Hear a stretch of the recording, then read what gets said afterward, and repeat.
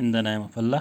अस्सलाम वालेकुम dear students, आज का जो हमारा टॉपिक है वो है the early post war years.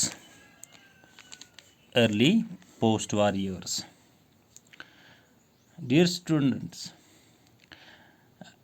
जैसा कि आप जानते हैं कि मैंने आपको पहले ही इंट्रोडक्शन दी थी about the Brayton would institutions.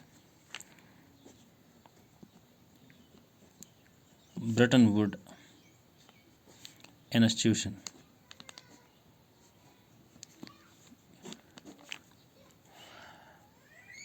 The IMF and the World Banks are called as Bretton Woods institutions or Bretton Woods twins.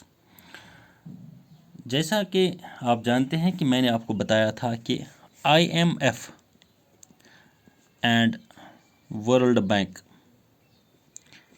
इन दोनों का एक ही नाम जब दिया गया, IMF इंटरनेशनल मॉनेटरी फंड और वर्ल्ड बैंक्स, इन दोनों का एक ही नाम दिया गया, उसको बताया है ब्रेटन वुड इंस्टीट्यूशन। और ये ब्रेटन वुड इंस्टीट्यूशन जो है, ये कॉन्फ्रेंस जो हुई, इसकी इस्टेब्लिशमेंट जो हुई, ये वजूद में जब आ गई तो इसका मेन मुद्दा और मकसद था to set up the financial support for these countries। तो फाइनेंशियल सपोर्ट करने के लिए ये बनाया गया, रिकन्स्ट्रक्शन करने के लिए बनाया गया। और इसका जो मेन मुद्दा और मकसद था to deal the external surpluses and to deficits of its member Nations.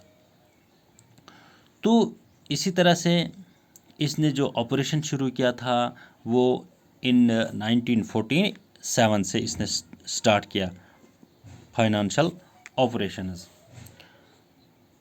अब जो the early post war years की हम बात करेंगे, तो यहाँ हम देखते हैं कि during the early post war years this Brayton would system inaugurated an era of unprecedented growth of trade and incomes for the Western industrial nations and Japan। तो अनप्रेसिडेंटेड जो ये ग्रोथ था, जो दिस ब्रेटन वुड सिस्टम जो था, इसने जो trade के हिसाब से अगर देखेंगे हम या इनकम, तो यहाँ इसने बहुत ज़्यादा फ़ायदा दिया these industrial Nations and Japan. तो यहाँ इसने सपोर्ट किया, फाइनेंशियल सपोर्ट किया ट्रेड को बढ़ाने के लिए या इनकम्स को बढ़ाने के लिए इसने सपोर्ट किया। और the world trade that grew annually और 8% बिटवीन 1950s एंड 1970।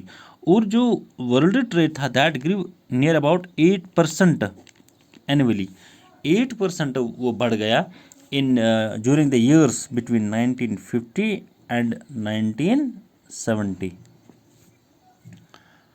तो इसका मतलब है जो ट्रेड है उसमें जो इनकम्स थी या जो ट्रेड था उसमें ग्रोथ ज़्यादा होने लगा। और जो इनकम्स थी, इनकम्स की रेट जो थी, इनकम्स की जो इनकम का जो ग्रोथ था that also increased up to 5%।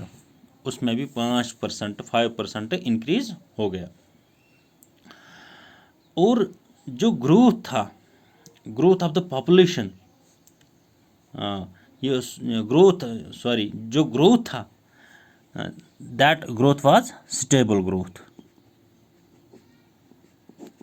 जो ग्रोथ हम देखते हैं, ट्रेड का ग्रोथ हम देखते हैं, तो वहाँ जो फ्लक्चुएशन उसमें थी, विदाउट दिस लार्ज फ्लक्चुएशन, उसमें जो फ्लक्चुएशन वो उतनी ज़्यादा नहीं थी, बल्कि जो ग्रोथ था वो स्टेबल होने लगा। और इम्प्लाई इस तरह से जब ग्रोथ स्टेबल होने लगा, जब इनकम्स इंक्रीज होने लगे, जब इंडस्ट्रियल ग्रोथ होने लगा, तो ट्रेड का ग्रोथ होने लगा, तो इस इन तमाम चीज़ों की मदद से, इन तमाम चीज़ों की वजह से जो एम्प्लॉयमेंट रेट है, एम्प्लॉयमेंट रेट जो है वो भी इंक्रीज़ होने लगी। तो ज़्यादा से ज़्यादा यूथ जो था वो उनको जॉब्स मिल गए।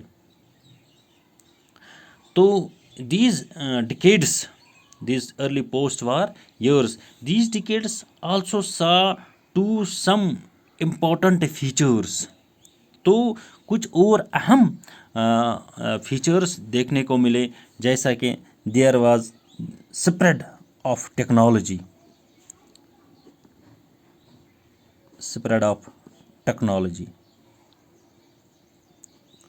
टेक्नोलॉजी का ग्रोथ ज़्यादा होने लगा।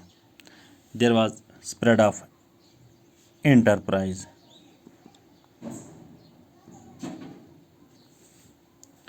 तो इन चीज़ों में काफ़ी अच्छी खासी खासियत देखने को मिली। देयर टेक्नोलॉजी जो है वो स्प्रेड होने लगी, और जो एंटरप्राइज है उसमें भी बहुत ज़्यादा ग्रोथ होने लगा। तो इसी तरह से these developing countries they were in hurry to catch up with the advanced industrial countries।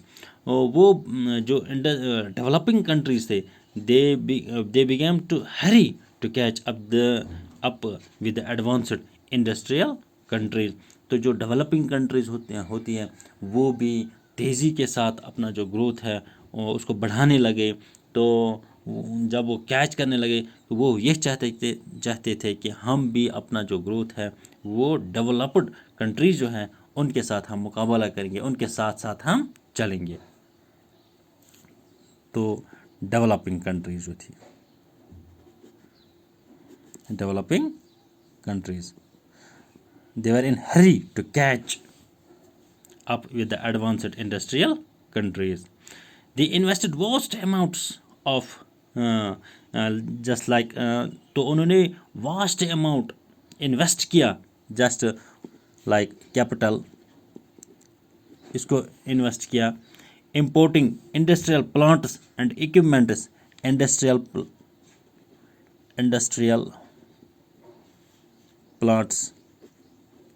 plant and equipments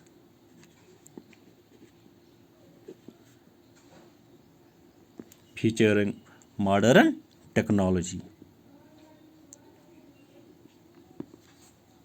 They invested vast amounts of capital, importing industrial plant and equipment featuring modern technology. तो यहाँ भी उन्होंने vast amounts जो है वो invest किए, capital में invest किए, इंडस्ट्रियल प्लांट इंपोर्ट करने के लिए उन्होंने इन्वेस्ट किए, और इसी तरह से जो इक्विपमेंट्स थे फॉर दीज मॉडर्न टेक्नोलॉजीज़ उसमें भी उन्होंने बहुत ज़्यादा इन्वेस्ट किया। तो इस तरह से हम देख सकते हैं कि जो अर्ली पोस्ट वार ईयर्स थे तो यहाँ जो दीज ईयर्स दे सा सम ग्रोथ, ट्रेड में ग्रो देखा, इंडस्ट्रीज में ग्रो देखा, टेक्नोलॉजी में ग्रो देखा।